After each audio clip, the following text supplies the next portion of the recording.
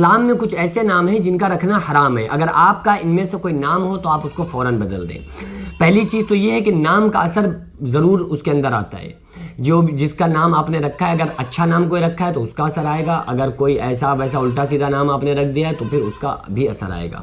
اور کچھ تو ایسے نام ہیں جن کا رکھنا ہی حرام ہے، اور کچھ ایسے نام ہیں اکثر و بیشتر لڑکوں کے جو نام ہوتے ہیں، جینٹس کے جو نام ہوتے ہیں، ان کے آگے یا پیچھے محمد یا احمد لگا ہوتا ہے۔ تو اس کے تعلق سے میں ایک بات بتا کے وہ آپ کو نام بتاتا ہوں جن کا رکھنا حرام ہے۔ قیامت کے دن ایک روایت میں آتا ہے کہ اللہ تبارک و تعالیٰ قیامت کے دن جب لوگوں کو آواز دے گا تو ان کے نام اور ان کے باپ کے نام سے آواز دی جائے گی کہ فلاں بن فلاں، فلاں کا بیٹا فلاں کہاں ہے، لو اقرا کتابک، اپنا نامہ اعمال پکڑو اور اس کو پڑھو، اقرا کتابک، اپنے نامہ اعمال کو پڑھو۔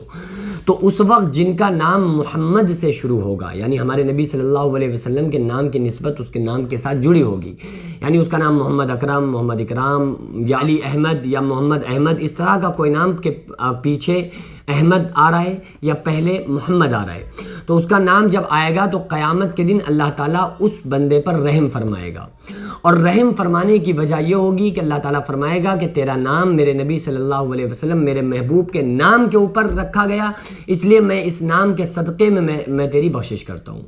تو یہ انہی لوگوں کی ہوگی جن کے نام اعمال ٹھیک ہوگا، اعمال اچھے ہوں گے اور اللہ جن پر رحم کرنا چاہے گا۔ اور اگر کوئی انسان گناہ گار، بہت ہی زیادہ گناہ گار ہے، وہ نام چاہے پھر کچھ بھی رکھ لے لیکن اس کا کچھ نہیں ہونا ہے۔ وہ نام جن کا رکھنا جائز نہیں ہے، جن کے رکھنے سے بچنا چاہیے۔ آپ نے کچھ لوگوں کا نام سنا ہوگا رحمان، کچھ لوگوں کا نام ہوتا ہے رحیم۔ یہ جو گڈو پپو اور منا اور یہ فلاں، یہ تو نام ہی نہیں کوئی، یہ تو بس پیار محبت میں بچوں کو کہا جانا شروع ہو جاتا ہے۔ اور اس کے بعد میرے پاس ایک صاحب آئے اور ان سے تھوڑا سا میں ہنستا بولتا ہوں، تو ان کو منا کہا جاتا ہے۔ تو میرے پاس جب آئے تو کسی نے کہا کہ آؤ بھائی منا، آؤ مفتی صاحب کے پاس بیٹھو آ کے۔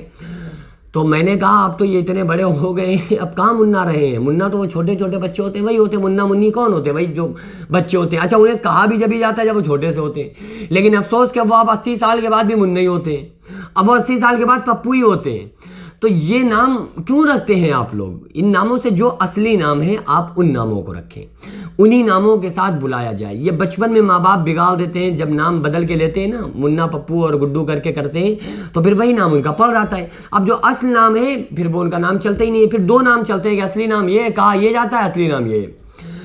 تو اس لیے ان چیزوں سے بچنا چاہیے۔ رحمان، یہ کسی کا نام صرف رحمان رکھنا حرام ہے۔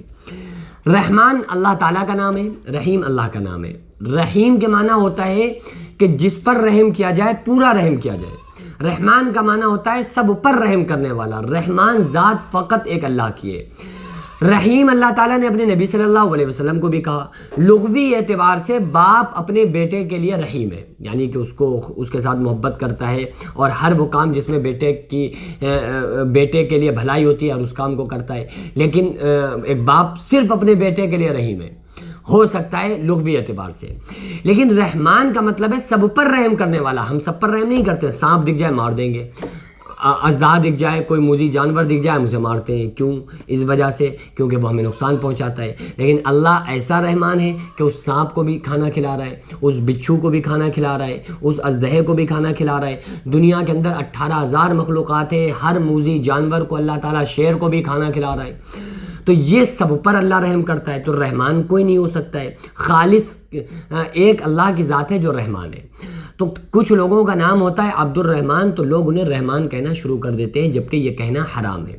تو اگر کسی کا نام عبد الرحمن ہے تو عبد کے معنی ہوتا ہے بندہ، عبد الرحمن مطلب رحمان کا بندہ، تو یہ تو ٹھیک ہے، لیکن نام عبد الرحمن ہوتا ہے مشہور رحمان ہو جاتا ہے، تو یہ حرام ہے، جائز نہیں ہے۔ اسی طرح سے اگر کسی کا نام جلیل ہے، کریم ہے، رحیم ہے، رؤوف ہے، تو اس کے ساتھ عبد لگانا ضروری ہے۔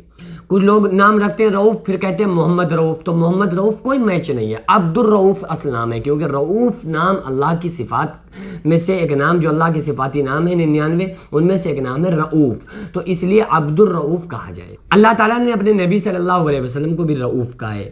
تو بہرحال عبد کے ساتھ یہ اللہ کی طرف اگر نام منسوب ہیں، رؤوف اللہ کی صفاتی نام میں سے اللہ کی طرف منسوب ہے، تو اس کے ساتھ عبد لگانا ضروری ہے۔ تو کیا کہا جائے گا؟ عبد الجلیل، عبد الکریم، عبد الرحیم، عبد الستار، عبد الغفور، یہ کہیں۔